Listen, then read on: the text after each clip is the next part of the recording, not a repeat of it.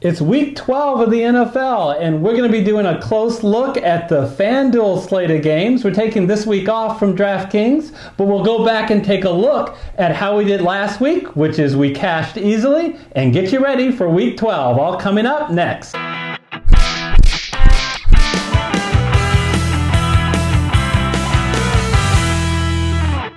Okay, welcome to our FanDuel studio. We're now in the week 12, but looking back to week 11, we were successfully able to cash. No thanks to Carson Wentz, who only got us 4 points, and our defense only got 1. But we were bailed out by our stars. Ezekiel Elliott and Barkley both beat 30 points on FanDuel, which is incredible. And our value plays came through with Fitzgerald and Johnson. Our Cardinals each got about 16. And Hilton, T.Y. Hilton was the star.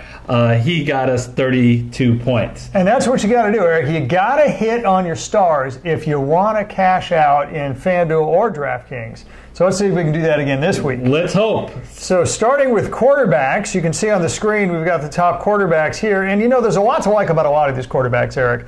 Ben Roethlisberger is going against Denver, and that is a suspect pass defense. Tom Brady's had 2 weeks to prepare for the Jets, which bottom 10 defense. But Lamar Jackson, in terms of opportunity, he is the biggest value of the week. So with Lamar Jackson, you know he's going to start for at least one more week, and it may be a lot longer than that. But for this week, he's going to start against Oakland, which has a terrible time against the pass, but even worse time against the rush. And Lamar Jackson is a guy who you can reasonably expect to get to 100 yards just in rushing. So his floor is incredibly high. Yeah, go into Lamar Jackson so the people can see this, because I think it's absolutely unbelievable to you. Go to the game log. This is incredible. He's a quarterback, folks. He's a quarterback. Take a look at the 27 attempts. The yards, I can believe. 117 yards. But what I can't believe is the design plays that they have for him. He's giving you running back one totals, plus you get all his passing yards. No, that's right. And obviously there's going to be a low ceiling on the passing yards. But, man, rushing yards count for 2 or 2.5, depending on your scoring system, times passing yards.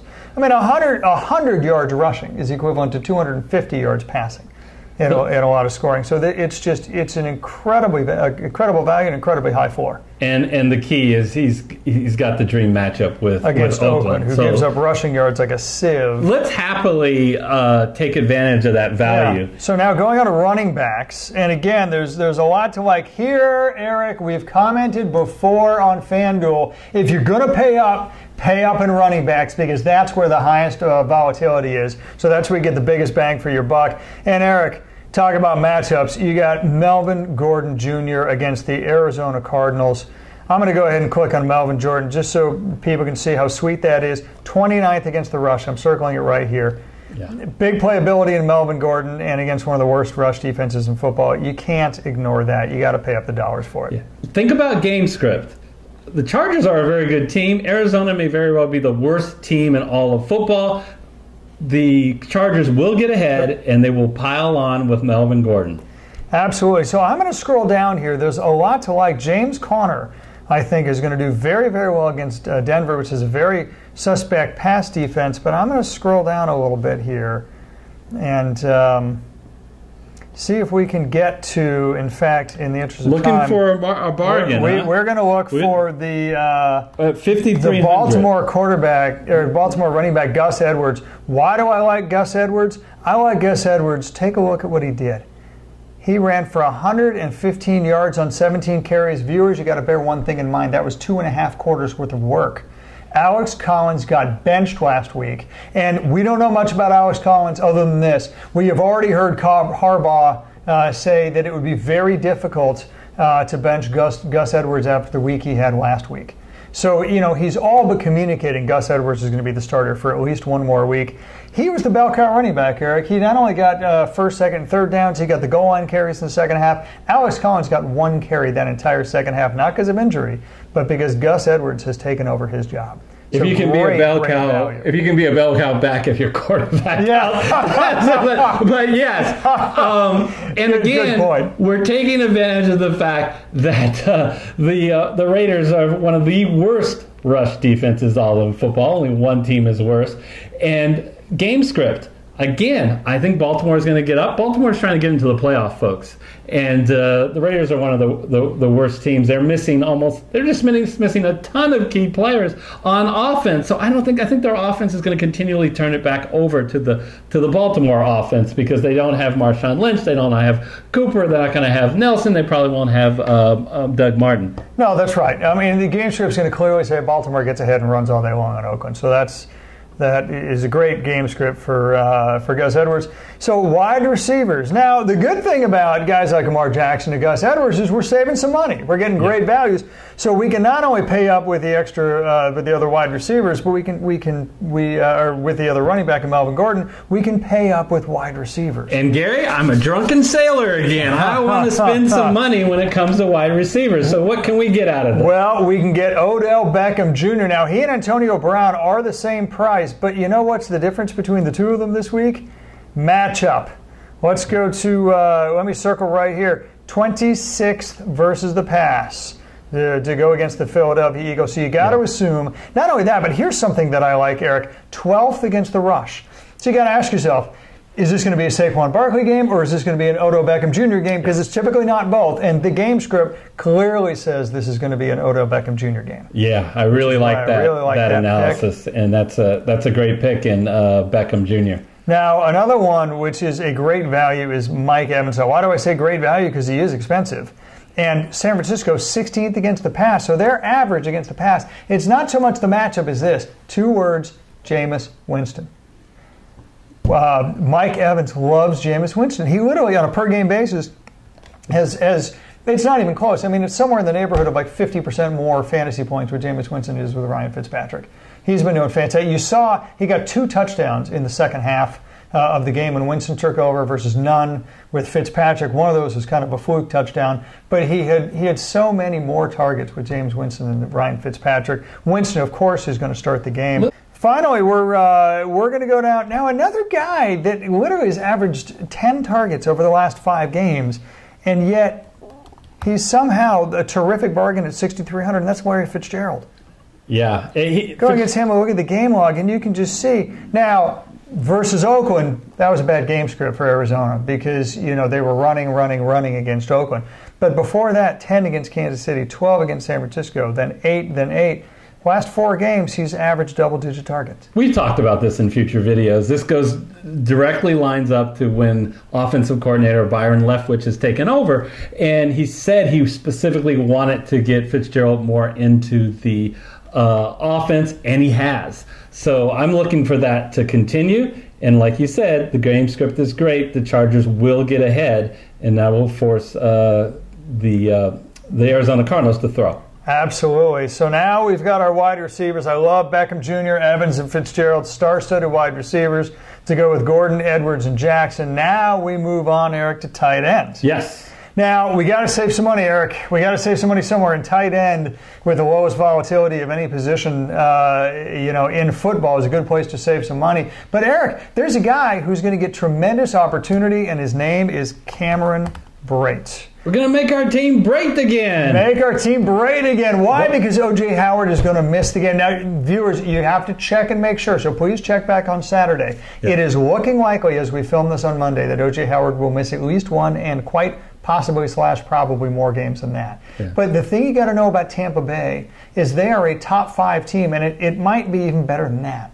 But they are certainly a top 5 team in the amount of times they throw to a tight end. And in fact, no tight end, not even Philly with Zach Ertz, no team has more tight end red zone looks than the Tampa Bay Buccaneers. Without O.J. Howard, Cameron Brate is all you have left. So at 4,400, a terrific value. Yeah, and remember, we're going back to Jameis Winston, and Jameis Winston and Cameron Brate have a connection.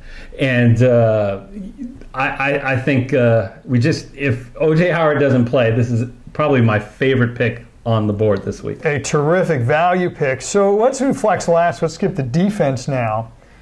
And with defense, there are a lot of these defenses that I think you can create terrific stories for. Certainly the Ravens against Oakland, because Oakland's bad defense and the Ravens' ability to put pressure. Certainly the Chargers, now they have Joey Bosa back, and again, Arizona's got a very suspect offense, to say the least. Josh Rosen is just not looking like the answer, at least this year, in quarterback.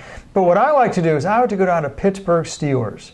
Because, Eric, they're playing Denver, and nobody gets more sacks and more pressures in football than the Pittsburgh Steelers. Yeah. Denver's a bad team, Gary. Let's not lose focus on that. And I think the Steelers are a really good team. So I think game script's going to go in our favor, where I think the Steelers will take the lead. Even though this is being played at Denver, Pittsburgh has played well on the road. They're undefeated this year on the road. Yeah, which is strange to say, frankly. But you can see that Denver's nothing more than an average offense. And, of course, they dealt Demaryius Thomas, so it's probably worse than that now. Yeah, and look at, the biggest thing on the defense is you want a defense that's going to pressure the quarterback, right? Create opportunities with interceptions or fumbles. And what team has more sacks than any other in all of the NFL? There we go. I'm circling it now. First in sacks and first in pressures, too, although that's not shown here on FanDuel. So you love the fact they're going to pressure the quarterback all day long, especially Denver's quarterback. Yeah. So we're paying a little up, but not as up as other defenses. I'm happy with the $44,100 price tag for the Absolutely. Steelers. And we're left with a flex, Eric, that I like a lot, because you can see flexes start as high as $9,000. That's for the true bell cow running backs like Gordon and Barkley. But, Eric, there's a bell cow running back out there for only $7,000. A terrific value, and his name is Marlon Mack. We're going to go to McDonald's and get a Big Mac. We are going to get a Big Mac. If you look, first of all, you love his matchup, right? I mean, 30th, Eric. Miami Dolphins are 30th against the rush. They're 20th against the pass, which is why teams typically try and run on them, because they're so much worse with rushing at 30th. And, Eric, man, on a per-game basis, you got to love it. I mean, rushing yards, 5th in the NFL, Marlon Mack. Yeah. He is a true bell cow back. Rushing TDs, 10th, so he's in the top 10 in TDs, top 5 in yardage, going against a terrible 30th ranked rush defense, and he's only $7,000. Yeah, and take a look at his game log, because I think people may not have realized how dominating Marlon Mack has been so far this year.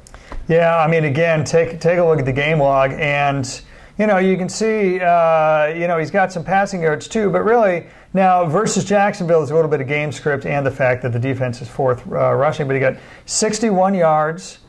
Game before that, 132, 126, especially these games, because this is what he does against bad rush defenses, like Oakland and like Buffalo, and like the game he's going to play, this week too. Yeah, because the Colts, first of all, are just playing better now anyway, but they've also won 4 straight at home. They're a better home team. Absolutely, and against Miami, you can pencil in over 100 yards and most probably a touchdown, and at $7,000, that is a great value.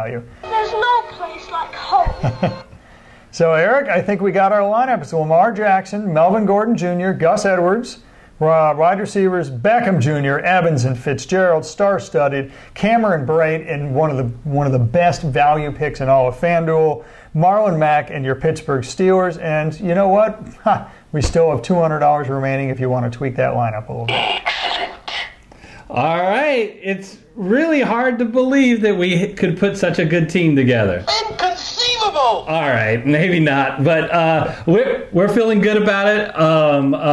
Go ahead and adjust your lineup accordingly. By the way, if you missed it, be sure to check our video where we go over the playoff matches for 2018. What teams have the best playoff matches when you truly win your fantasy football league in the playoffs? And we'll take a look at that for quarterbacks, running backs, wide receivers, tight ends, and defenses. To make sure you don't miss any of our content, be sure to hit the red subscriber button and then the bell icon to be notified of future videos. And until our next video, we'll see you next time, and have a great Thanksgiving. See you next time.